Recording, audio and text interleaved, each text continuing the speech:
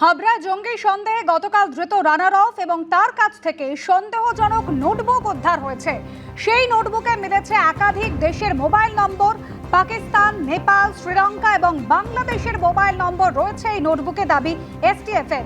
আবির দত্ত আমাদের প্রতিনিধি রয়েছেন আমাদের সঙ্গে সরাসরি। আবির, কি জানা যাচ্ছে এখনো পর্যন্ত? নোটবুকে কোন কোন দেশের মোবাইল নাম্বার রয়েছে, কি সূত্রে, এবং যে 5 জনের আরো খোঁজ পাওয়া গিয়েছে তাদের সাথে রানার অফের কি সম্পর্ক? দেখো, এখানেই হচ্ছে বিষয়। এই যে একটি নোটবুক পাওয়া গিয়েছে, যেটা এখনো পর্যন্ত স্ক্রুটিনি করছেন তদন্তকারীরা, এবং তাদের তরফ থেকে এই নোটবুকটা স্ক্রুটিনি করে তারা মূলত যেটা দেখতে পাচ্ছেন যে +92 এবং এই যে +92 নাম্বার যেটা পাকিস্তানের কোড, এছাড়াও যেটা জানা যাচ্ছে +977 যেটা নেপালের কোড, এবং +94 যেটা জানা যাচ্ছে শ্রীলঙ্কার কোড। এছাড়াও আমরা যেটা দেখেছি যে এই যে একাধিক যে কোডের যে নাম্বারগুলো পাওয়া গিয়েছে, সেই ব্যক্তিদের সঙ্গে নেপালে বসে তার সরাসরি যোগাযোগ এবং পরবর্তীকালে ফোনের মাধ্যমেও যোগাযোগ, এবং এই যে যোগাযোগগুলো তাদের মধ্যে ছিল, সেই যোগাযোগের ক্ষেত্রে তারা যেটা জানতে পারছেন যে কাসিফ, হানিফ চৌধুরী, জেডি এবং হারুম সফদার, এছাড়াও আরও বেশ কয়েকজনের নাম তারা পেয়েছেন, যে ব্যক্তিরা সরাসরি আইএসআই এর অপারেটিভস, এবং তাদের সঙ্গে যোগ তার রয়েছে এই ব্যক্তির রানার, যাকে গ্রেপ্তার করা হয়েছে। তদন্তকারী আধিকারিকরা এটাও জানতে পারছিলেন যে হাবড়ার একটি মার্কেটের কাছে গত পরশুদিন 11টার সময় তার মুভমেন্ট ছিল এবং সে বাংলাদেশ পালিয়ে যাওয়ার চেষ্টা চালাচ্ছিল। ঠিক বেনাপোল সীমান্তে সেখানে তাকে রিসিভ করার জন্য বেশ কয়েকজন উপস্থিতও ছিল। তারা কারা সেই বিষয়টাও তথ্য সন্ধানের চেষ্টা তারা জানাচ্ছেন। শুধুমাত্র আমরা গতকালই যেটা জানিয়েছিলাম যে ফোর্ট উইলিয়ামের ভিডিও, ছবি, এমনকি ম্যাপ, সেগুলো বিভিন্ন জায়গাতে সে পাঠিয়েছে। এবং শুধুমাত্র ফোর্ট উইলিয়াম নয়, ফোর্ট উইলিয়ামের সঙ্গে সঙ্গে দিল্লিতে বেশ কিছু জায়গার ছবি, এমনকি জানা যাচ্ছে যে হাওড়া শিয়ালদা সেখানকার ছবি, সেগুলোও তোলা হয়েছে। কলকাতা বিমানবন্দর সেখানকার ছবিও তোলা হয়েছে। এত পুঙ্খানুপুঙ্খ গুরুত্বপূর্ণ জায়গাগুলো ছবি তোলার পিছনে কারণ কি, এবং এই ছবিগুলো কেনই বা কালেকশন করছে বিদেশে বসে থাকা এরকম পাকিস্তানের আইএসআই অপারেটিভসরা? তাহলে কি তাদের কোনো অন্য নাশকতার কোনো ছক ছিল? সেই বিষয়টা খতিয়ে দেখা হচ্ছে। গুরুত্বপূর্ণ বিষয় এটাও যেটা খতিয়ে দেখা হচ্ছে যে এই যে ব্যক্তি, যে তপসিয়া অঞ্চলে এসে এক ব্যক্তির সঙ্গে পরিচয় হয় তপসিয়া অঞ্চলের, যার নাম ইজাজ, যাকে গ্রেপ্তার করা হয়েছে, সেই ইজাজকে বাড়ির অ্যাড্রেসে সে একটি ভোটার কার্ড বানালো।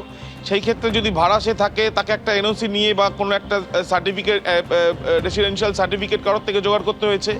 সেই সার্টিফিকেট কি জোগাড় হয়েছিল বা সেটা কে দিয়েছিল, সেই বিষয়গুলো খতিয়ে দেখা হচ্ছে, এমনটাই জানা যাচ্ছে। প্রসঙ্গত তোমায় জানাই যে গত 6 এপ্রিল তার যে ভোটার কার্ডটি ছিল এই রানা রাউফের, সেই ভোটার কার্ড ইতিমধ্যে 6 এপ্রিল কিন্তু সেটা বাতিল করা হয়েছে, এবং তারপর থেকেই এলাকা থেকে সে তার আর খোঁজ পাওয়া যাচ্ছিল না, এমনটাই জানা যাচ্ছে। ধন্যবাদ আবির। নিরাপত্তা নিয়ে একটা উদ্বেগ তৈরি হয়েছে, তার কারণ এই যে রানা রাও ভুয়ো পরিচয়পত্র তৈরি করে পশ্চিমবঙ্গের বিভিন্ন ঠিকানায় ওয়াহাব আলম নামে সে আস্তানা গেড়েছিল, এবং এই ভুয়ো নথির সূত্র ধরেই তপসিয়ার এক বাসিন্দাকে পুলিশ ইতিমধ্যেই গ্রেফতার করেছে। ভারতীয় নাগরিক সেজে পাকিস্তানের তথ্য পাচার, ঘাপটি মেরে থেকে ভারতীয় রেলপথের খুঁটিনাটিতে নজর, সেনাবাহিনীর গতিবিধি নিয়েও বিভিন্ন খবর সংগ্রহ। এরকম একাধিক অভিযোগে পাকিস্তানের নাগরিক রানা রাউফ ওরফে ওয়াহাব আলমকে গ্রেফতার করেছে রাজ্য পুলিশের এসটিএফ। তপসিয়া থেকে গ্রেফতার করা হয়েছে ধৃত রানার শাগরেদ মোহাম্মদ ইজাজকেও। এসটিএফ জানিয়েছে তপসিয়ার বাসিন্দা মোহাম্মদ ইজাজের মাধ্যমে ভুয়ো ভারতীয় পরিচয়পত্র তৈরি করে এ রাজ্যে এক যুগের বেশি সময় ধরে পশ্চিমবঙ্গে থাকছিল রানা রাউফ।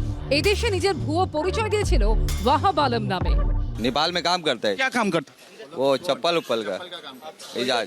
हाँ, कितना टाइम पहले? काम में दोस्ती आई। ये आपका 2007 का बात क्या बता रहे हैं हम? 7 का बता रहे हैं हम, तब वहाँ पर ये काम करता है। कॉफ़ी शॉप में बैठे तो बैठते वहाँ पर, तो नेपाल में 8 फसल में मतलब दुकान में ड्रिंक फिंक सब मिलता है। वो बैठते बैठते उन लोगों का दोस्ती हुआ, यहाँ तक का आ गया। एशआर में आके फिर उसको एशआर में बुलाया गया है। एशआर में बुला के उसको फिर उसका कागज भी ठीक कराया गया। पाकिस्तान से नेपाल में उतरा, नेपाल से यहाँ फिर इंडिया में घुसा हुआ। ये इलेक्शन से पहले जो एसआई हुआ था, उसके पहले तक वो यहाँ पर था। एशआर का पहले उसको बुलाया गया था, वो आया भी, रहा भी, ये छुपा के रखा था। এই ব্যক্তির বিরুদ্ধে অভিযোগ যে সে আধার কার্ড, ভোটার কার্ড বানিয়ে দিয়েছিল কাকে? বানিয়ে দিয়েছিল রানা রাউফকে, যে রানা রাউফ তাকে গ্রেপ্তার করা হয়েছে আজকে বনগাঁ থেকে।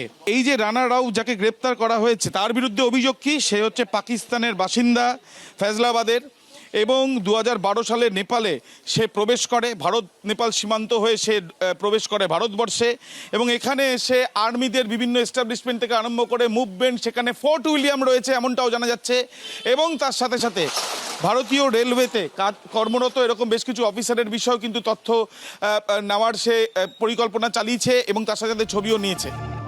এই নিয়ে মাত্র 2 সপ্তাহের মধ্যেই পশ্চিমবঙ্গ থেকে গ্রেফতার হলো এক জঙ্গি এবং এক সন্দেহভাজন জঙ্গি। 31শে জুলাই বর্ধমান শহর লাগোয়া রেনেসা টাউনশিপের একটি জিম থেকে জঙ্গি হামিম মণ্ডলকে গ্রেফতার করে রাজ্য পুলিশের এসটিএফ। ধৃত জঙ্গি হামিম মণ্ডলও ছিল পাকিস্তানের কুখ্যাত গ্যাংস্টার শাহজাদ ভাট্টি গ্রুপের সক্রিয় সদস্য। এসটিএফ সূত্রে দাবি, ধৃত হামিমের মোবাইল ফোন থেকে পাকিস্তানের একাধিক নম্বরে যোগাযোগের প্রমাণ মেলে। বর্ধমানের যে জায়গা থেকে জঙ্গি হামিম মণ্ডলকে গ্রেফতার করা হয় সেখান থেকে খাগড়াগড়ের দূরত্ব 3 কিলোমিটারেরও কম। সেই খাগড়াগড় যেখানে 12 বছর আগে 2014 সালের 2 অক্টোবর ভয়াবহ বিস্ফোরণ হয়। উঠে আসে বাংলাদেশের জঙ্গি সংগঠন জামাতুল মুজাহিদিন বাংলাদেশ বা জেএমবির নাম, যাদের সঙ্গে বাংলাদেশে অত্যন্ত শক্তিশালী ও সক্রিয় জঙ্গি সংগঠন আনসারুল্লাহ বাংলাদেশ টিমের সম্পর্ক অত্যন্ত জোরালো। এর আগে 2020 সালের মার্চে উত্তর 24 পরগনা থেকে তানিয়া পারভিনকে গ্রেফতার করে পশ্চিমবঙ্গ পুলিশের এসটিএফ, যার সঙ্গে পাকিস্তানের একাধিক লস্কর জঙ্গির পরিচয় ছিল বলে এনআইএ সূত্রে খবর। অপারেশন প্রঘাত অভিযান চালিয়ে এ রাজ্যের মুর্শিদাবাদ থেকে আনসারুল্লাহ বাংলা টিমের জঙ্গিদের গ্রেফতার করে নিয়ে গেছিল অসম পুলিশের টিম। এমনকি কেরল থেকে অসম পুলিশের জালে ধরা পড়া কুখ্যাত জঙ্গি সাদ রাদিও 10 বছর ধরে ছিল মুর্শিদাবাদে। কখনো আবার কাশ্মীর পুলিশের তথ্যের ভিত্তিতে দক্ষিণ 24 পরগনার ক্যানিং থেকে ধরা পড়েছে জঙ্গি, যাকে পাকিস্তানি জঙ্গি সংগঠন লস্কর-ই তৈবার হ্যান্ডলাররা এ রাজ্যে পাঠিয়েছিল বলে গোয়েন্দা সূত্রে দাবি করা হয়। 2023 সালে ভুয়ো পরিচয়পত্র তৈরি করে ভারতে অনুপ্রবেশের অভিযোগে 4 জন বাংলাদেশি নাগরিককে গ্রেফতার করে গুজরাট এটিএস। তারা প্রত্যেকেই আল কায়দা জঙ্গি সংগঠনের সঙ্গে যুক্ত ছিল। এছাড়া বীরভূম থেকে 2 জন ও দক্ষিণ 24 পরগনা থেকে 1 জন সন্দেহভাজন জেএমবি জঙ্গিকেও জালে পড়ে রাজ্য পুলিশের স্পেশাল টাস্ক ফোর্স। এবার ফের সীমান্ত থেকে জঙ্গি সন্দেহে এসটিএফের জালে 1 জন, যার জেরে নিরাপত্তা নিয়ে উদ্বেগ থেকেই যাচ্ছে। আবির দত্ত ও সমীরণ পালের রিপোর্ট, এবিপি আনন্দ। এবিপি আনন্দ, এগিয়ে থাকে, এগিয়ে রাখে।